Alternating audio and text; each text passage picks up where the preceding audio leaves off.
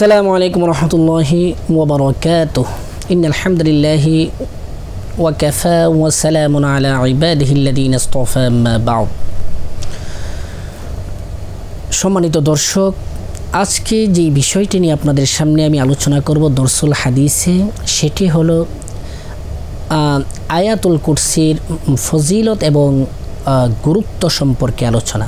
সম্মানিত দর্শক, কোরআনুল কারীমের মধ্যে আয়াতুল কুরসি তিনটি আয়াত, মানে ছোট্ট একটা আয়াত।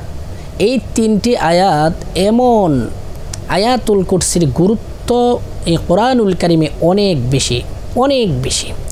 আয়াতুল কুরসি 5 ওয়াক্ত সালাতের মধ্যে, 5 ওয়াক্ত সালাতের পর কেউ যদি পড়ে, এই আয়াতুল কুরসি 5 ওয়াক্ত সালাতের পরে কেউ যদি পড়ে, আমার নবী, আপনার নবী হুজুর সাল্লাল্লাহু আলাইহি সাল্লাম বলেন, সেই ব্যক্তি মৃত্যুটা শুধু তার থাকবে, সেই ব্যক্তি জান্নাতে সাথে সাথে চলে যাবে। সুবহানাল্লাহ। এই আয়াতুল কুরসি সম্পর্কে আল্লাহর নবী একটি হাদিস বলেন যে, মান ক্বরাআ আয়াতাল কুরসিয়্যি ফি দুবুরি কুল্লি মাকতুবাতিন ফি দুবুরি কুল্লি মাকতুবাতিন মিন দুখুলিল জান্নাতা ইল্লা আন ইয়ামুত। সুবহানাল্লাহ। কেউ যদি আয়াতুল কুরসি 5 ওয়াক্ত সালাতের পরে 5 বার পড়ে, সেই ব্যক্তি জান্নাতে যাওয়ার জন্য শুধু মৃত্যুটাই তার জন্য বাধা হয়ে দাঁড়াবে, তার মৃত্যু হয়ে যাবে, সে সাথে সাথে জান্নাতের মধ্যে চলে যাবে। সুবহানাল্লাহ। এখন আসুন আমরা এই আয়াতুল কুরসি কয়বার পড়ব দিনে, অথবা আমরা এই আয়াতুল কুরসি কতবার পড়লে আমাদের জন্য ভালো হবে, কতবার পড়া দরকার, এই বিষয়ে একটু আলোচনা করি। সেটা হলো, আয়াতুল কুরসি 5 বার আমরা তেলাওয়াত করব প্রতি ওয়াক্ত সালাতের পর। এরপরে সন্ধ্যা বেলা একবার, সকাল বেলা একবার, সকাল সন্ধ্যা 2 বার, 7 বার হয়েছে। এবং রাতে যখন আমরা ঘুমাই, ঘুমানোর পূর্বে আমরা আয়াতুল কুরসি একবার পড়ব।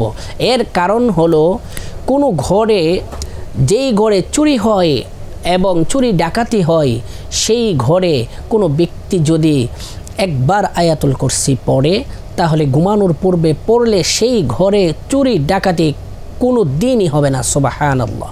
আল্লাহর নবী বলেন, সেই ঘরে কোনো দিন চুরি অথবা ডাকাতি হবে না। এই আয়াতুল কুরসির ফজিলত অনেক। সেজন্য আয়াতুল কুরসি যেই আয়াতটুকু আছে, আমরা হয়তো অনেকে জানি, অনেকে জানি না। যারা জানি তারা তো জানি, পড়ব সদা সর্বদা, এবং যারা জানি না তারা আমরা শিখে নেব আয়াতুল কুরসি। কারণ মৃত্যুর পর সাথে সাথেই এই আমলটুকু যদি আমি আপনি করতে পারি, জান্নাতে সরাসরি আল্লাহ সুবহানাহু ওয়া তাআলা আমাদেরকে জান্নাতে প্রবেশ করাবেন। সুবহানাল্লাহ। একবার উবাই ইবনে কাব, তাকে হুজুর সাল্লাল্লাহু আলাইহি ওয়াসাল্লাম ওকে জিজ্ঞেস করলেন, যে উবাই ইবনে কাবকে বললেন, হে উবাই ইবনে কাব, শোনো, একটা কথা বলবো আমি। সেটা হলো, তুমি কি জানো কোরআনুল কারীমের মধ্যে সবচাইতে কোন আয়াতটুকু সবচাইতে সম্মানিত আয়াত?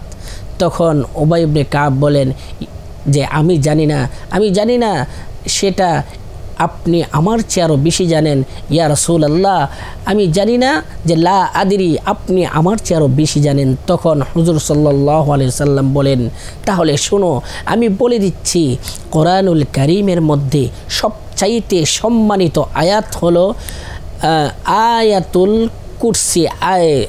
সূরা আয়াতুল কুরসি মানে বাকারার এই 3টা আয়াত সবচাইতে সম্মানিত। সেজন্য এই আয়াতটুকু আমাকে আপনাকে সদা সর্বদা পড়তে হবে। এই আয়াতের ফজিলত এমন, একটি ঘটনা কিতাবের মধ্যে এসেছে। হযরত আবু হুরায়রা রাদিয়াল্লাহু তাআলা আনহু বর্ণনা করেন যে, সদকাতুল ফিতরের যে খেজুর এসেছিল একবার, এই খেজুরগুলোকে আল্লাহর নবী হযরত আবু হুরায়রা রাদিয়াল্লাহু তাআলা আনহুকে বললেন, হে আবু হুরায়রা, এইগুলো তুমি আজকে রাতে পাহারা দিবা। যখন পাহারার জন্য বলেছিল, আবু হুরায়রা রাদিয়াল্লাহু তাআলা আনহু এই পাহারার সময় পাহারার সময় হঠাৎ করে একটা খারাপ জিন, বদ জিন এই খেজুরগুলি নিয়ে যাওয়ার জন্য এসেছে, মানে চুরি করে নিয়ে যাওয়ার জন্য সে এসেছে মানুষের বেশে। তখন হযরত আবু হুরায়রা রাদিয়াল্লাহু তাআলা আনহু তাকে ধরে ফেললেন। যখন ধরে ফেললেন তখন এই জিনকে, মানে খারাপ জিন যে মানুষের বেশে এসেছে, তাকে যখন ধরে ফেললেন তখন বলল, হযরত আবু হুরায়রা তুমি এই খেজুর কোথায় নিচ্ছ? বলে আমি অনেক ক্ষুধার্ত, এই খেজুর দিয়ে আমি যদি আহার করি আমার ক্ষুধা মিটে যাবে, এই জন্য আমি নিয়ে যাচ্ছি। আর তখন হযরত আবু হুরায়রা বলেন, না তুমি এটা নিতে পারবে না, আমি তোমাকে নিয়ে সকালবেলা যে নবী সাল্লাল্লাহু আলাইহি ওয়াসাল্লামের কাছে যাব। তখন সেই জিন বলল, না আমাকে ক্ষমা করে দাও, আমি আর এই কাজটুকু করব না, কোনো দিন করব না। হযরত আবু হুরায়রা তাকে ক্ষমা করে দিল। ক্ষমা করে দেওয়ার পর সকালবেলা যখন হযরত আবু হুরায়রা রাদিয়াল্লাহু তাআলা আনহু সরকারে দু আলম নবীর কাছে গেলেন, যাওয়ার পর আল্লাহর নবী বললেন, হে আবু হুরায়রা তুমি যাকে বন্দি করেছিলে সে কোথায়? আল্লাহর নবী তো জানেন, সুবহানাল্লাহ। তখন সে বলল, হে আল্লাহর রাসূল সাল্লাল্লাহু আলাইহি সাল্লাম, তিনি যখন সেই চোর, সেই খারাপ জিন যে মানুষের বেশি আমার কাছে এসেছিল, সে যখন এই খেজুর নিয়ে যাচ্ছিল আমি তাকে বন্দি করলাম, সে আমার কাছে ক্ষমা চেয়েছে, আমি তাকে ক্ষমা করে দিলাম। এই কথা বলার পর আল্লাহর নবী বললেন, শোনো সে কিন্তু আবার আসবে। যখন আবু হুরায়রা রাদিয়াল্লাহু তাআলা আনহু চলে গেলেন, চলে যাওয়ার পর এর পরের দিন রাতের বেলা আবারও সেই জিন, খারাপ জিন আসলো, এসে আবু হুরায়রা রাদিয়াল্লাহু তাআলা আনহুর কাছ থেকে, যিনি ওখানে পাহারা দিচ্ছেন, ওই জায়গা থেকে খেজুরগুলো আবারও নিয়ে যাচ্ছে। তখন আবারও ধরে ফেললেন। ধরার পর ওই বদ জিন বলতেছে, খারাপ জিন বলতেছে, যিনি মানুষের রূপে এসেছেন যে চুরি করার জন্য, এই জিন বলতেছে আমাকে ক্ষমা করে দাও, আমি আর করব না, আমি বলেছি আজকে করবই না।